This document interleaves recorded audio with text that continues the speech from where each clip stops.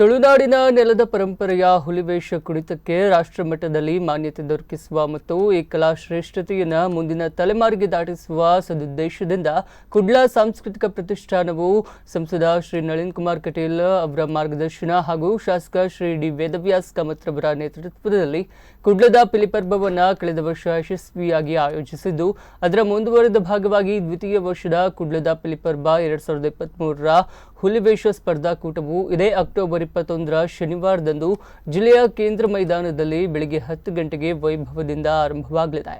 ಕೇಂದ್ರ ಮೈದಾನದ ಭವ್ಯ ಹಾಗೂ ವಿಶಾಲ ವೇದಿಕೆಯಲ್ಲಿ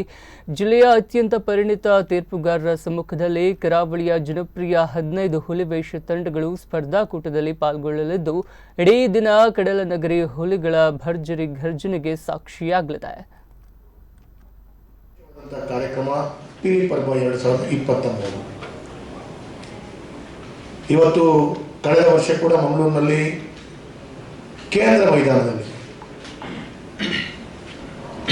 ಪಿಲಿಪರ್ಬ ಬಹಳ ಯಶಸ್ವಿಯಾಗಿ ಆಗಿದೆ. ಎಲ್ಲ ಜನರ ಸಹಕಾರದಿಂದ ಬಹಳ ಯಶಸ್ವಿಯಾಗಿದೆ.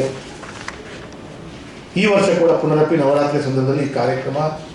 ಯಶಸ್ವಿ ಆಗಬೇಕು ಅಂತ ಒಂದು ದೃಷ್ಟಿಯಲ್ಲಿ ತಮ್ಮೆಲ್ಲರ ಸಹಕಾರವನ್ನು ಕೊಡ್ತಾ ಇದ್ದಾರೆ. ತುಳುನಾಡಿನ ನೆಲದ ಪರಂಪರೆಯ ಹುಲಿವೇಷದ ಕುಣಿತಕ್ಕೆ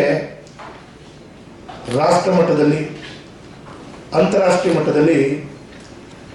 ಒಂದು ಮಾನ್ಯತೆ ವಿಶೇಷತೆ ದೊರೆಯಬೇಕು ಅಂತ ಹೇಳುವಂಥ ದೃಷ್ಟಿಯಲ್ಲಿ ಈ ಒಂದು ಕಲಾ ಶ್ರೇಷ್ಠತೆಯನ್ನು ಮುಂದಿನ ತಲೆಮಾರಿಗೆ ತಿಳಿಸುವಂಥ ವಿಚಾರದಲ್ಲಿ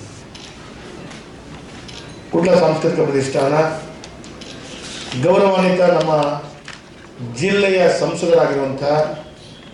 ಭಾರತೀಯ ಜನತಾ ಪಾರ್ಟಿಯ ರಾಜ್ಯದ ಅಧ್ಯಕ್ಷರಾಗಿರುವಂಥ ನಳಿನ್ ಕುಮಾರ್ ಕಟೀಲ್ ಅವರ ಮಾರ್ಗದರ್ಶನದಲ್ಲಿ, ಅದೇ ರೀತಿ ಶಾಸಕನಾಗಿ ನನ್ನ ನೇತೃತ್ವದಲ್ಲಿ